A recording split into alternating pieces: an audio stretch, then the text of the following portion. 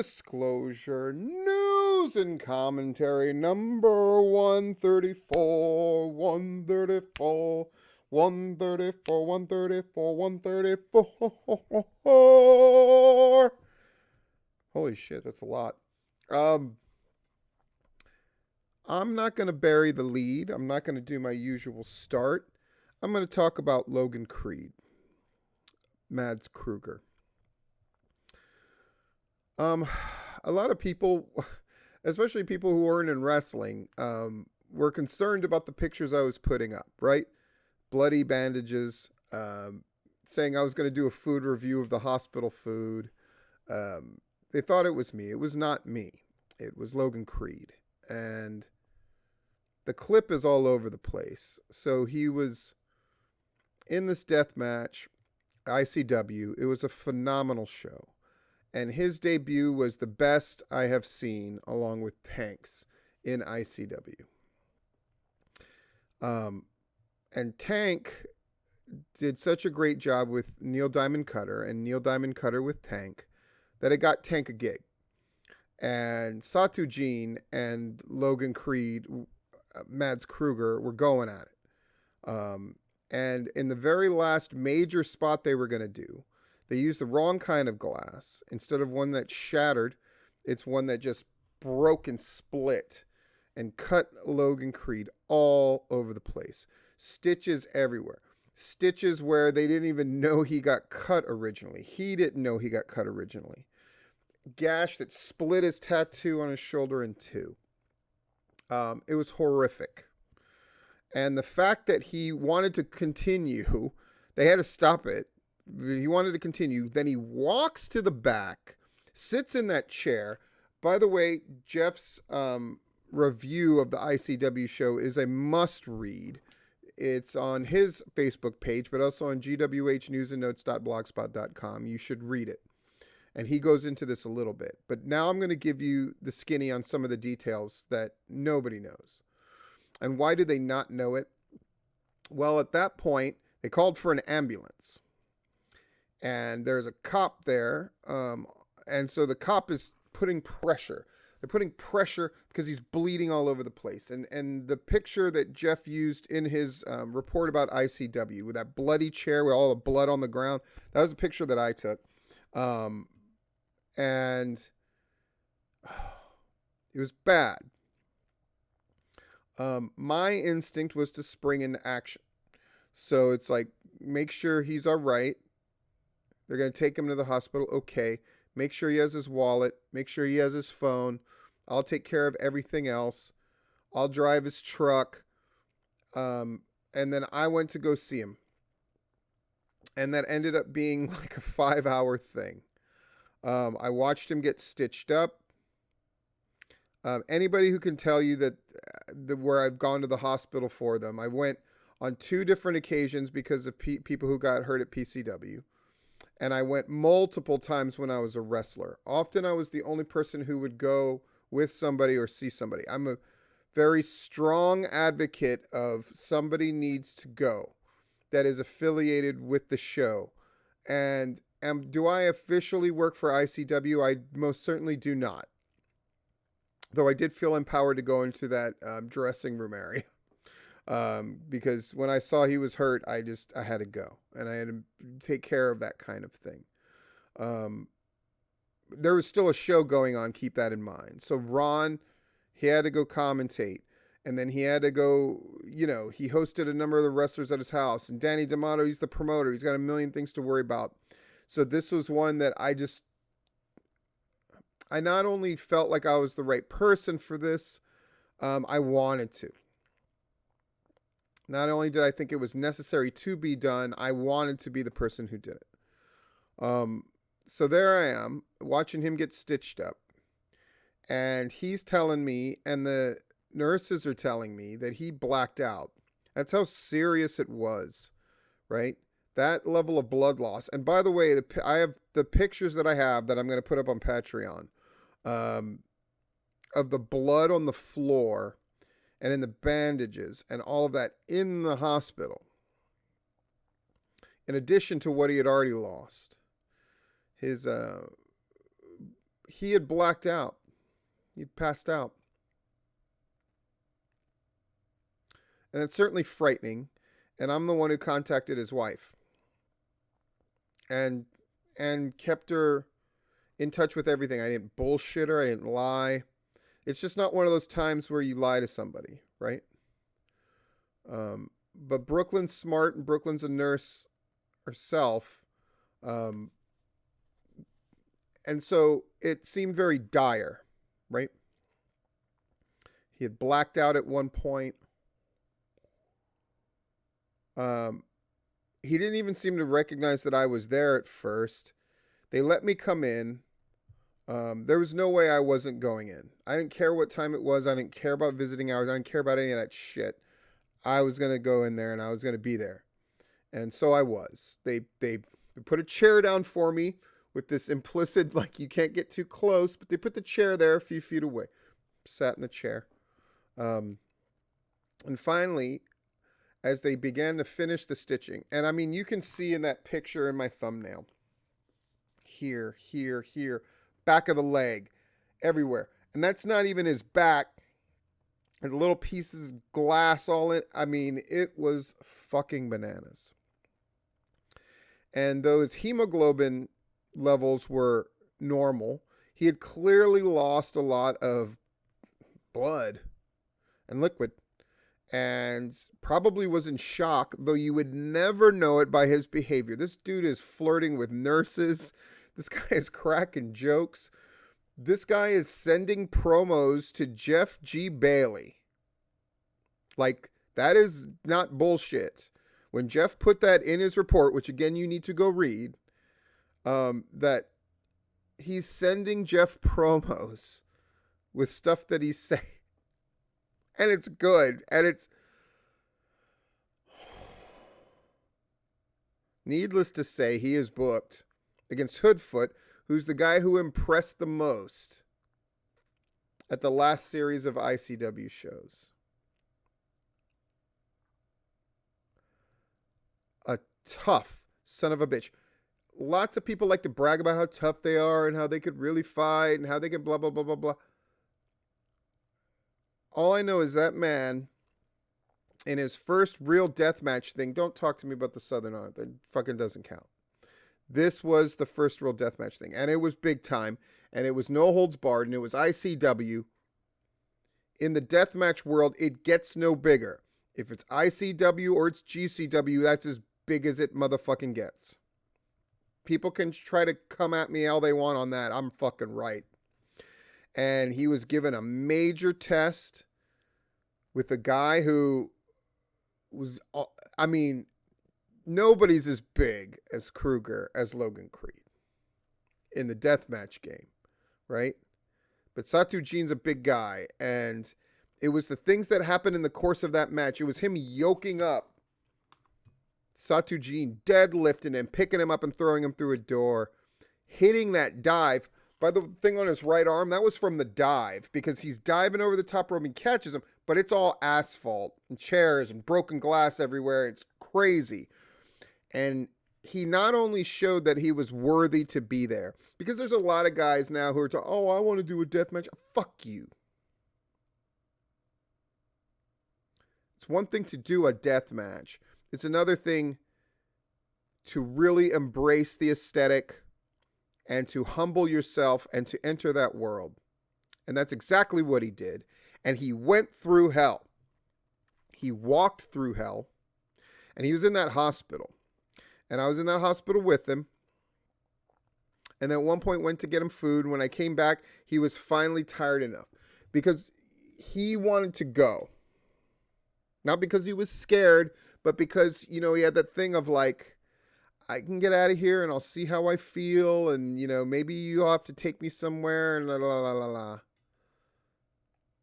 But he knows his body. He knew when he was hungry. He knew when he needed juice, when he needed some sugar.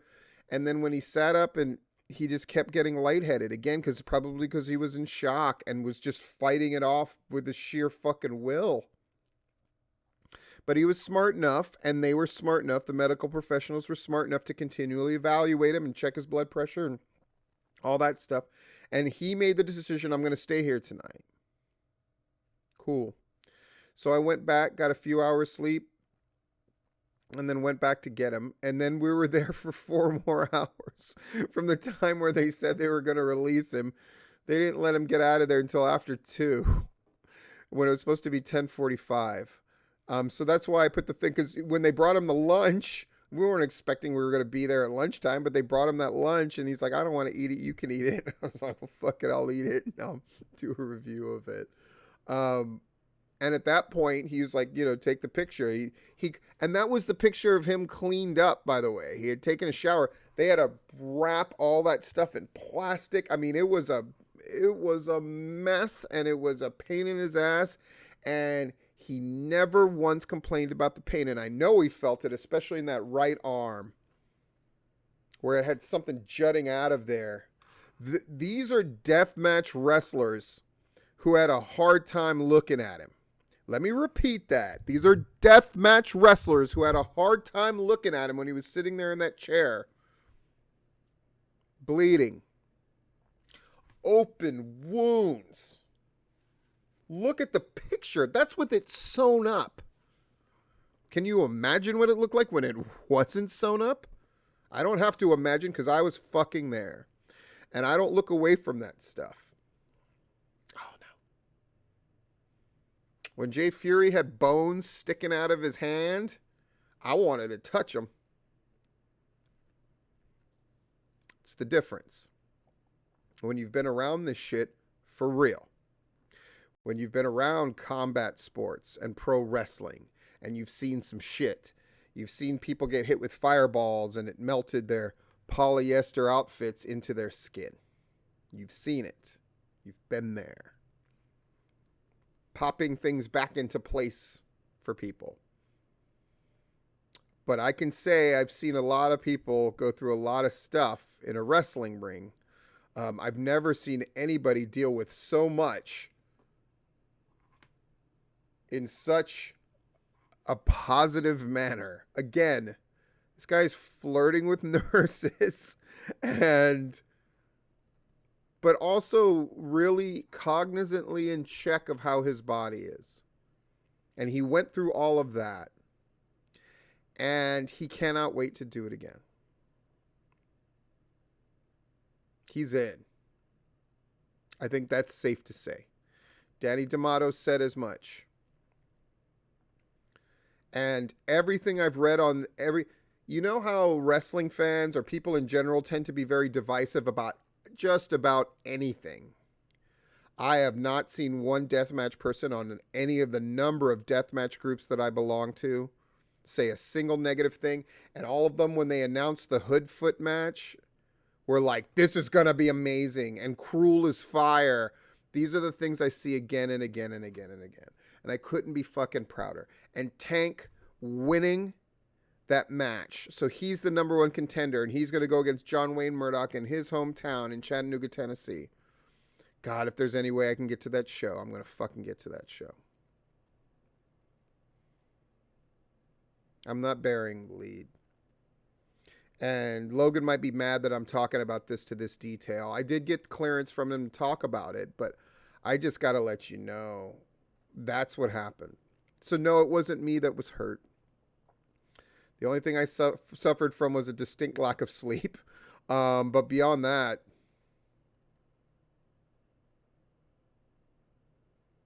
that's a fucking man's man right there. I had tweeted, along with the picture of him wearing, as Jeff so loudly and accurately declared at one point in the match, he's wearing the red sweater. So much blood here, so much blood here. No selling gusset plates. All those blades going into his chest, he's fucking shrugging it off. And the way that he played it is so great. The way that he's establishing that character of Krule, the way that he's doing it, it's not just no selling. It's slowly getting worn down. There's nothing else like it in deathmatch. Nothing else like him. And we already know this is a 2-time Georgia Wrestler of the Year. And he is at the height of his powers. He's as physically in shape and strong as he's ever been, and he's smarter than he has ever been. And now we know he's tougher than he's ever been.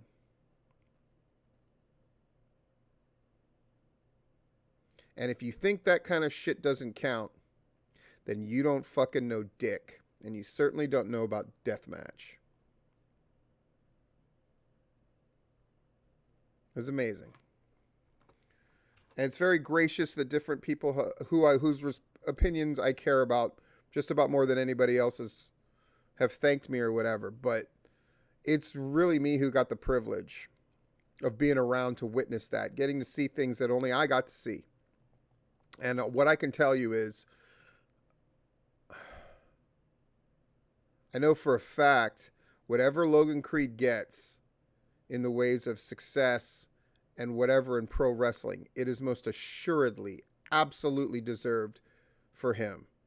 Perhaps more than anybody else in wrestling. And I know that now for a fact.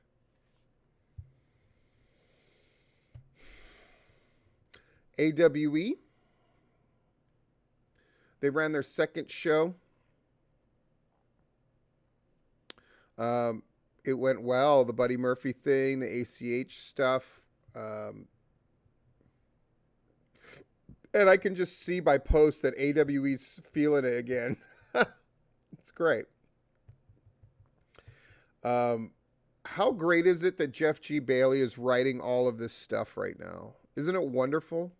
I have an article. My goal is to do an article a week, and I have planned the article that I'm going to do for this week. I have so much stuff to do though, man.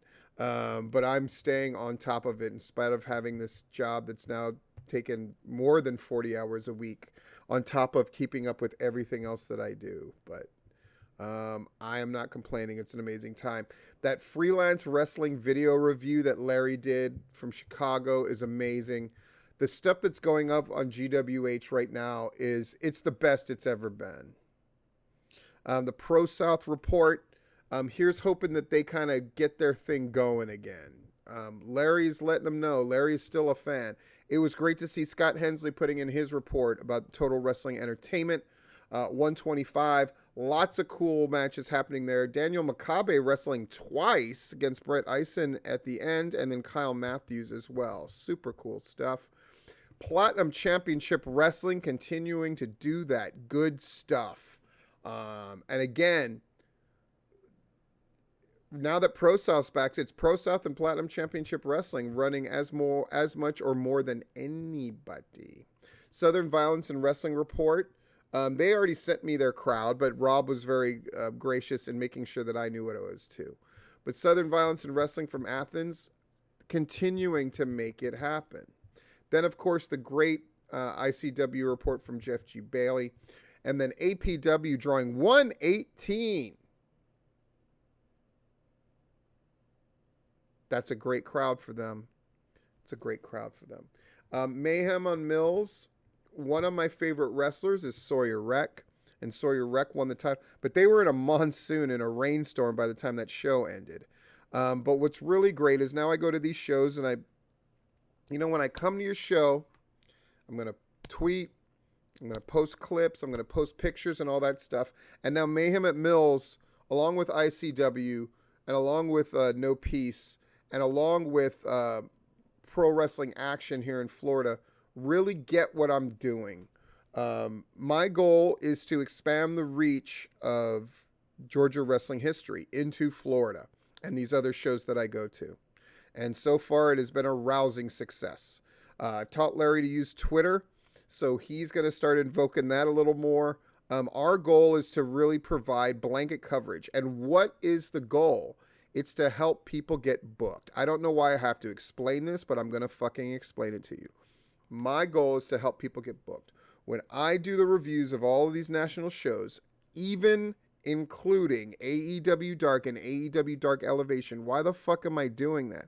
I'm doing that so I can make sure I know what the hell I'm talking about with all of these different shows. And when there's a Georgia or a Florida person of note that I know, I'm going to highlight what they're doing and I'm going to make sure everybody knows it. I've said it before, but it bears repeating. Is my audience the biggest? Absolutely not. But the right people watch. and the right people listen. And so I'm going to do my level best to help out as much as I can.